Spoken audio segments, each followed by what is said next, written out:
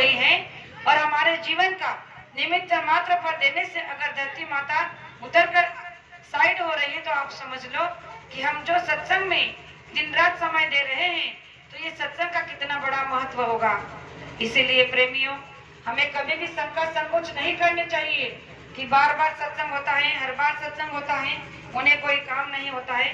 लेकिन ये तो हमारा सौभाग्य है कि गुरु महाराज ये दया, ये कृपा हम पर इस घोर कलयुग में बरसा रहे हैं। गुरु महाराज ने कहा कि संसार में यही तो सब भरमा गए हैं और इसी भ्रम के कारण आज का मानव सही पथ से उतरकर जो लोग भरमाने की बातें करते हैं, दुख तकलीफ में जाने की बातें करते हैं, वही रास्ता को अपनाते हैं। तो इस पर एक बार मैं आपको बताना चाहती हूँ कि गुरु महाराज ने छोटे छोटे प्रमाण देकर हमें बहुत कुछ समझाने का एक रास्ता, एक प्रयास दिया है। वो सत्संग के द्वारा ही समझाया जा सकते हैं। तो जीवन में मनुष्य के 3 चीजें बहुत जरूरी हैं। तो वो क्या है, मैं आपको बताना चाहती हूँ कि एक राजा थे। वो राजा बड़े ही शूरवीर पराक्रमी थे, लेकिन प्रजा के प्रति बहुत ही निष्ठावान थे, दयावान थे। उन्होंने एक दिन सोचा कि क्यों ना मैं अपने प्रजा के बारे में, मेरे बारे में अपने प्रजा से पूछूं कि वो मेरे बारे में क्या जानते हैं, क्या चाहते हैं। तो सोचने लगे कि मैं किससे पूछूं, ऐसा कौन हो सकता है जो मुझे अपने इन प्रश्नों का उत्तर दे सकता है। तो सोचने के बाद उन्होंने देखा कि मेरा जो सेनापति है, जो वजीर है, जो दिन रात मेरे साथ रहता है, क्यों ना मैं उससे ही शुरुआत कर देता हूँ। तो राजा ने वजीर को बुलाया, कहने लगे कि देखो, आप दिन रात मेरे साथ रहते हो, मेरे अगल बगल में रहते हो परछाई बनकर, तो मैं आपसे प्रश्न करना चाहता हूँ। आप बताओ कि आपको क्या लगता है, मेरे साथ में आप रहते हो तो आपके मन में क्या विचार चलता है। तो वजीर जो सेनापति थे वो सोचने लगे कि राजा ने ऐसा प्रश्न किया है जिसका उत्तर अगर मैं देने जाऊं तो ये खुद दुखी हो जाएंगे।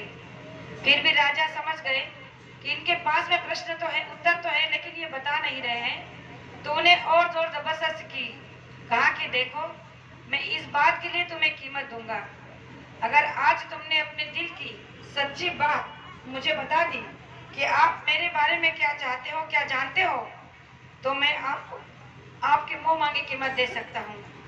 अब सेनापति ने सोचा कि आज बहुत बड़ा मौका है, जो इतने दिनों से मैं सोच रहा था, उस बात को मांगने का आज मौका है। तो उन्होंने कहा कि अगर मैं जो मांगूंगा क्या आप दोगे। राजा ने कहा कि वचन देता हूँ कि जो आप कहोगे मैं अवश्य दूंगा।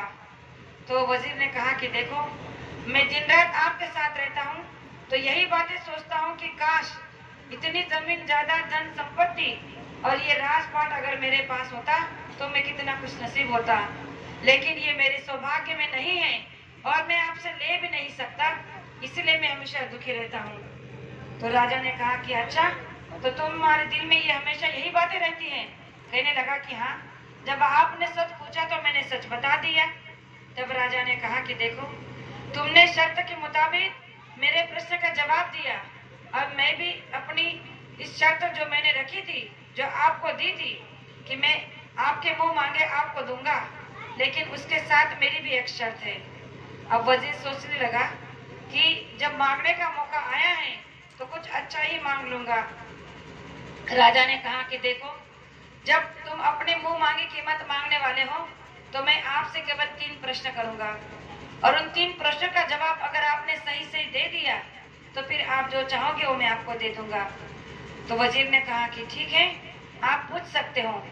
राजा ने कहा कि मेरा पहला प्रश्न है कि मनुष्य की जिंदगी की सच्चाई क्या है। क्या कहा कि मनुष्य के जीवन की सच्चाई क्या है। दूसरा प्रश्न कहा कि मनुष्य के जिंदगी का धोखा क्या है, और तीसरा प्रश्न था कि मनुष्य के जीवन की कमजोरी क्या है। अब कहा कि देखो, इन 3 प्रश्नों का उत्तर अगर तुम 1 महीने तक मुझे लाकर देते हो तो तुम जो चाहोगे मैं तुम्हें दे दूंगा। अब वजीर तो बहुत संकट में पड़ गए, सोचने लगे कि ये तो बहुत ही कठिन बात है, मैं तो इन प्रश्नों का उत्तर जानता भी नहीं हूँ और ऐसा कौन होगा संसार में जो मुझे इन प्रश्नों का उत्तर दे सकता है। लेकिन सोचा कि अगर जायदाद को पाना है, जमीन जायदाद को लेना है, मान सम्मान को, राजपाट को लेना है, तो ये सब करना होगा।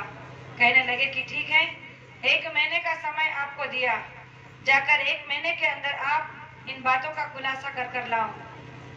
वजीर जब राहत महल से निकला तो दिन रात एक कर दिया, हर किसी से पूछ रहा है कि भाई जिंदगी की सच्चाई क्या है, जिंदगी का धोखा क्या है, जिंदगी की कमजोरी क्या है। लेकिन ऐसा कोई पूरा संत या कोई योगी जोगेश्वर नहीं मिला जिसने उसे इस बात का जिक्र किया या इस बात का खुलासा किया। इसी तरह उस वजीर के 29 दिन खत्म हो गए।